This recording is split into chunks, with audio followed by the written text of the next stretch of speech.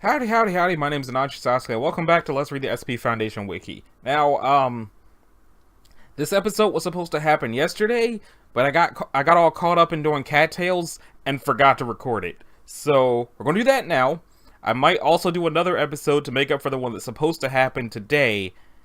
And I haven't yet decided if I was gonna do a comic or not, because I haven't done Dreamkeepers or Two Kinds in a while, but I'm also not 100% sure that I'm prepared to do that level of female voice acting at the moment. Because Two Kinds, if I remember correctly, a lot of craziness was about to happen, and Dreamkeeper's Prelude was about to be a chapter that's all about Nama and Lilith. So, if I try to do both of those today like I'm thinking of doing, I'm going to absolutely destroy my throat. But I might try anyway, I don't know yet. But in any case, I believe last time we stopped at Duck Pond, so this time we're going to be starting with the human-shaped anomaly in space. I wish I could add an echo effect, but I don't think that Movie Maker can do that, because that's what I edit with. I edit with Movie Maker. Whatever it is, it's safe.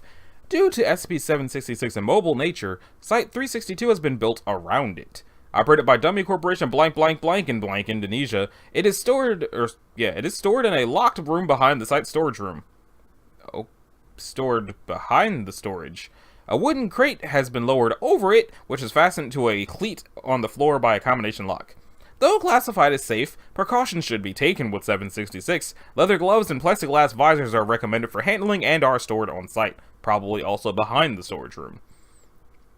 SCP-766 is a human-shaped anomaly in space that matter cannot pass through, making it, in effect, an invisible statue of a person. Plaster applied to the anomaly has allowed researchers to study its shape. It is in the shape of a perfectly anatomically correct nude woman in her late 30s, with features consistent with the native population of the island. It is running mid-stride and looking behind, up, and to the left. The right hand forms a fist with the fingers leaving a hollow cylindrical opening, suggesting that it once held an implement of some sort. A band on the left shoulder is indented in a way that the strap of a satchel might cause. 766 facial expressions appear both exhausted and startled. 766 was once known to the local population as the woman-bearing tree.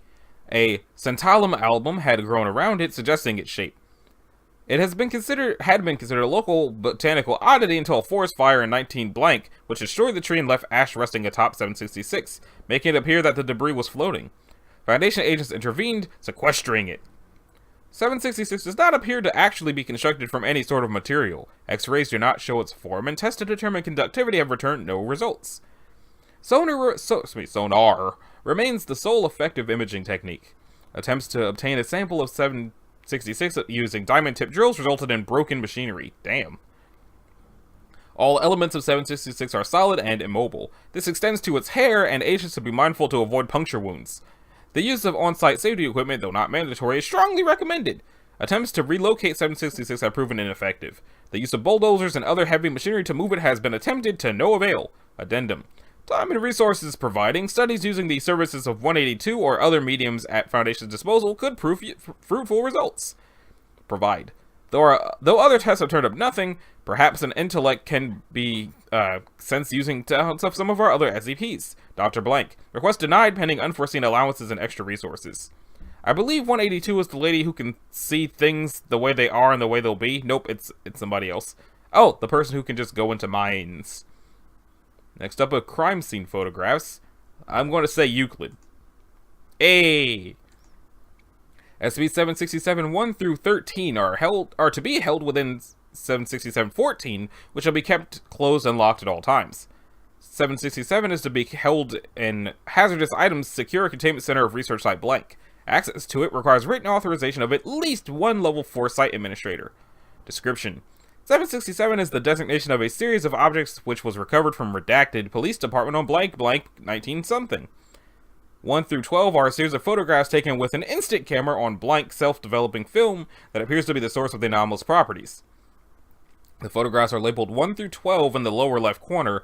However, the numberings are in reverse order to the apparent chronology of the events they depict. When viewed in reverse proper chronological order, images 12 through 7 follow a first-person perspective of an individual entering a room and examining a single table. 6 is a top-down view of the table, which in new iterations alternately reads "on the ceiling" or "it's above you," written in a red substance that has the appearance of fresh blood. 5 and 4 indicate a viewpoint of someone who is facing downwards as they are drawn into the air above the table, with small wisps of dark smoke or gas visible along the edges. 3 through 1 portray a corpse, initially intact but with heavy lacerations, then data expunged. It is not known where these images were taken or if this was indeed how they were originally taken. When brought to a new location and kept for at least 1 week, 1 through 12 will change to reflect a room within the structure. If a sufficient replacement is not present, a room designed and furnished in the general style of the structure in which 767 is kept will appear within the photographs. The individual present in 1 through 3 takes the form of the last individual to suffer the effects caused by exposure. This self-adjusting property has been duplicated onto 13 and 14. 13 is a police report written by the redacted police department investigating the murder scene portrayed in the photographs. The address of this scene will adjust at the same time as the images to the address of the new location. The date at the top of the report is blank blank 19-something, 2 weeks before Foundation agents recovered 767. 14 is a brown leather valise, originally belonging to Officer blank blank. When the rest of 767 alters, the gold monogram plate between the valise's locks will adjust to the name of whoever owns or currently is the head of the new structure. It currently reads Dr. Blank, who is the site administrator of Research Site Blank. Subjects exposed to the photographs within 767 suffer a number of effects. While the most serious effect that occurs is based upon the highest number viewed, the time to onset of these effects is drastically reduced when viewing the photographs in numbered order up to that point. Confirmed effects are as follows. 1 through 3, no effects. Subjects normally not adverse to images of bodily mutilation describe the viewing as weird or disturbing beyond their normal sensations. 4 through 6, within 1 day of viewing, subjects develop claustrophobic tendencies when in rooms with low ceilings. Roughly 50% of subjects also develop nyctophobia, fear of the dark, or more specifically, fear of potentially negative occurrences in the dark. Intensity of the fears is directly related to the number viewed, with 6 being the strongest. 7 through 9. All subjects exposed to 7 thus far have revealed a sudden urge to examine the ceiling, usually snapping their heads upwards immediately, even if not exposed to the other photographs. Most have described it as instinctual, as if the warning had been yelled at them. The above-listed phobias will become apparent within 6 to 12 hours, along with sensations of being watched, and persistent chills regardless of ambient temperatures. 10 through 12. Subjects who view these photographs suffer fear-induced paralysis if attempting to move away or engage in any activity not involving observation of 767. No more than 5 minutes later, a black gaseous mass begins to form at the ceiling, described as smoky or shadowy, and designated 15. Video and photographic images do not record the appearance of this mass. If it forms outdoors or in a room taller than 4 meters, it will form at approximately the 4-meter mark. Tendrils of the substance reach down to grip the affected subject and lift him or her into the air, at which point data expunged until it appears as in 1. The nature of 15 is currently unknown. Researchers and security agents who have attempted to physically intervene are thrown away with great force, and physical attacks against the mass pass through without significantly altering the whole. Currently, ongoing investigations have found blank additional cases of bodies discovered in the same condition that caused by 15 over a course of 1 decade, before the Foundation agents became aware of the anomalous items and attributed the various other sources. Similar reported instances which occur are under investigation for potential connections. Okay. Long-range alarm clock. Is it a gun? It's safe, and it doesn't look like it's a gun, but I could be wrong. 768 is stored without batteries in a standard safe class secure locker at Site Blank. Access to 768 requires approval from at least one level 3 senior researcher, and Site Blank security must be notified of any experiments to be performed on it at least 24 hours in advance.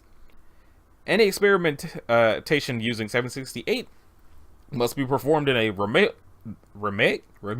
remote isolation chamber at least 300 meters away from any critical alarm systems. Researchers experimenting on it must not bring any devices with alert mechanisms or alarms into the testing area, and researchers with personal medical alarm systems must not be allowed into the area while experimentation is underway. Description: SCP-768 is a Psycho-brand travel alarm clock that is physically identical to a regular unit of its model in all regards. Its anomalous property is activated when the alarm feature of the clock is set and the alarm activates. Instead of emitting a beeping alarm as in normal units of its model, it instead causes all alarms and alerts within 300 meters to trigger. How it accomplishes this is currently unknown. I'm pretty sure I added too many issues to the end of accomplishes. As disassembling it and analyzing its components have revealed no irregularities or anomalous materials. Experimentation has shown that the types of alarm systems it is capable of remotely triggering includes, but is not limited to, alarm clocks of all kinds, phone alerts and ringing for both mobile and hardline telephones. I don't think hardline telephones have alerts, other than ringing. Car alarms, medical monitoring systems, fire and disaster alarms, computer hardware alerts including beep codes and emergency shutdown actions, computer software alerts including virus and critical update alarms, SCP containment alarms, see Addendum 1. 768 will cause any automated responses to such alarms to trigger, but does not appear to cause what might normally trigger these alarms to occur. A phone ringing due to 768 activating may cause an answering machine to start, but nothing will be recorded as no connection is made. It first came to the Foundation's attention after routine monitoring of municipal incident reports turned up a case in blank city blank, in which hundreds of fire and car alarms were set off simultaneously in a residential area. Investigation led to the discovery of 768 and the possession of a Mr. Blank Blank. Subject claimed to have bought the clock from an online shop, blank, which recommended the clock as being fit to wake the dead. Subject passed a polygraph test, but agents failed to locate the shop in question, and Mr. Blank was released after being administered a Class A amnestic and given a replacement clock of similar make and model. Research on it to determine its method of operation and possible applications have been approved. Addendum 1, Incident Report 1. Initial experimentation conducted with 768 caused the trigger of multiple containment breach alarms at Site Blank, including that of Euclid level SCP Blank, and keter level SCP Blank. Automated defense systems and self-destruct mechanisms were armed before the research team managed to alert site security and stop the response. Due to the potential for triggering emergency responses, future research with 768's effects must take place outside of the range of any alarm systems connected to critical systems or SCP containment alarms. Incident 5.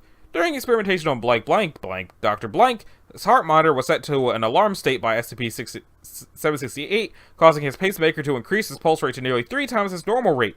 The doctor was hospitalized but fully recovered after the incident. Further experimentation must be performed by research staff without pacemakers or personal medical alert systems. Dang. Okay, so next up is going to be Ancient Encyclopedia, but first I'm going to stop the recording and then restart the recording out of paranoia that my computer might crash at any minute. You never know. Okay, Ancient Encyclopedia, here we go.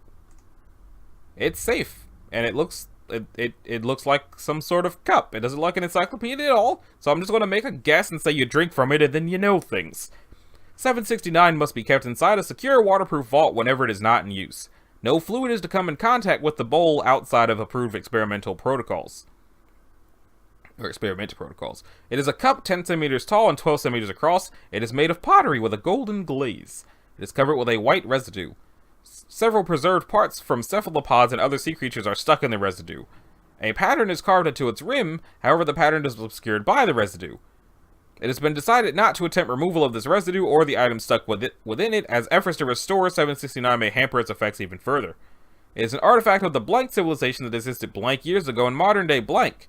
Water from the object alters the memories of those who drink it. Hey! When a subject drinks from the cup, or water that has been poured from the cup, new information is written directly into the subject's brain. However, they lose memories they already possess, much like a computer storage being overwritten. The memories lost are unpredictable, though usually comparable to the information gained. All water from the bowl must be drank, or else the subject gains fragmented, unreliable information. The information given is seemingly random, coming from a repository of information from the blank. It includes cultural, technological, and military information. It appears that it was intended as an encyclopedia. However, so far no method has been found to retrieve specific information from the goblet. Whether this is due to the problems inherent in the storage method or to the degradation of the cup over time is unknown at present. Full debriefing of the subjects takes approximately 1 week, though it can take longer depending on the information gained. Subject Disposable Dude number 32 has been useful in translating information and has therefore been removed from the regular termination schedule until such a time as she can, Disposable Dudette, she can teach the language to others. Addendum 1. Results from Disposable Dude 737 has raised this object from a mild curiosity to a priority. Recreating the power source for that engine would prove invaluable to the Foundation. Addendum 2. Per the administrator's instructions, 71 was given multiple exposures to 769. However, the results have proven unsatisfactory due to the possibility of losing valuable information. Addendum 3. Reports will move from a weekly to a monthly basis. Future reports to the administrator will no longer contain a listing of all findings. Only those of strategic importance will be passed on. The administrator does not want to know about blank courtship rituals unless they involve lasers, zero-point generators, or flying cars, and how to build them. The administrator... Expanded biography of the administrator. I wonder why it put that there. Reports will move from a monthly to a bi-monthly basis. Due to the stronger demand in other areas, resources for this project are being cut by 80%. Reports will move from bi-monthly to a semi-annual. After 10 years, several thousand test subjects, and nothing to show for it but a handful of fascinating but ultimately useless technical schematics, results from 769 have begun to repeat themselves. Perhaps the Encyclopedia is damaged and has lost other information as well as any indexing system. Perhaps this was all that was ever on it. In any event, it is now advised that the project be shelved until such a time as the information can be more efficiently cataloged. Partial test log. Disposable 1. Learned the name of the stars in the blank language as well as their positions. However, she lost all memory of other names, including her own. Was that the one up here? Okay, 32. Milk was substituted for water. Subject convulsed once and became comatose. He expired several days later. 13 learned several songs in the blank language. It could not be determined what he lost. Learned the history of blank. A politician from blank lost all memory from his 6th birthday to halfway through 7th grade. Gained a tactical assessment of several other civilizations. Only the blank were determined to be a threat. Suspected capabilities were listed but are difficult to decipher without knowing the size of listed units or the abilities of vehicles. Learned the rules of a children's game involving sticks and discs. Lost all memory of American politics. Learned the blank language but forgot how to paint, her former career. Gained schematics for an engine capable of generating far more thrust than any we currently possess, which could explain the blank spaceflight capabilities. However, they call for an onboard power source generating over 1,000 megawatts with only 2 cubic feet allotted for it. It is hoped that designs for the generator can eventually be found. The subject lost all memories of his mother. Gained schematics for an antique internal combustion engine. The design is inferior to those in use today, although the alloys it calls for are of strong interest to the Foundation. Learned the history of the Temple of Blank, so that it broke down while describing it, and when left unattended for a short period, took his own life. The guards were severely reprimanded. After 058 reprimanded Dr. Blank for gross waste of disposable dudes, Subject 71 was given doses several times. The first time he gained a novel, but forgot how to ride a bicycle. The second time he learned a form of martial arts, but lost all memory of his faith. The third time he learned the life cycle of the mammoth, but lost all memory of his childhood. The final time, it could not be determined what he gained, as he seemed to lose all ability to communicate. Subject 71 was terminated several days later. It appears repeated exposures have a point of diminishing returns, taking more memory than previous exposures. 105 learned the names of all the exarchs of Blank and their families going back several hundred years. He forgot how to operate any technology made in the last 10 years. Disposable 2045 learned the history of Blank dance, lost all memory of sports. Learned the names of stars in the blank language, lost all memories of the past 3 years. Interview log.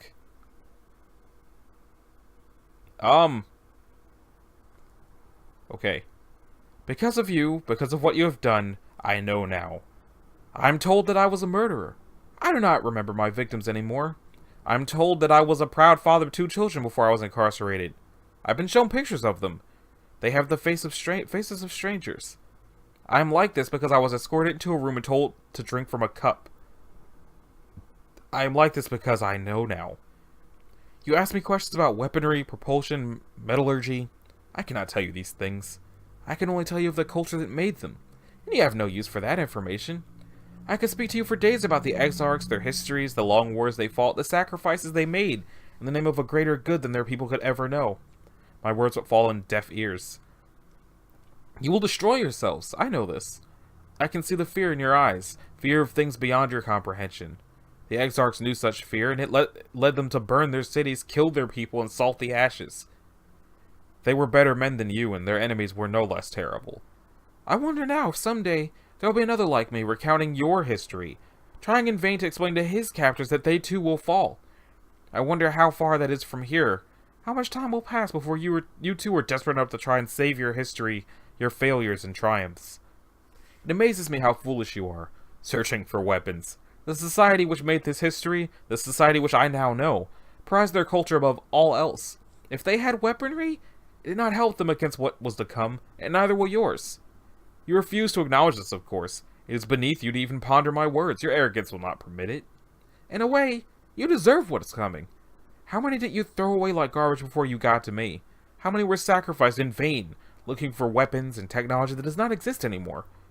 And when they only learned of songs which have not been sung in millennia, of the steps of a dance to thank the gods for successful childbirth, did you consider for a second the value of this knowledge?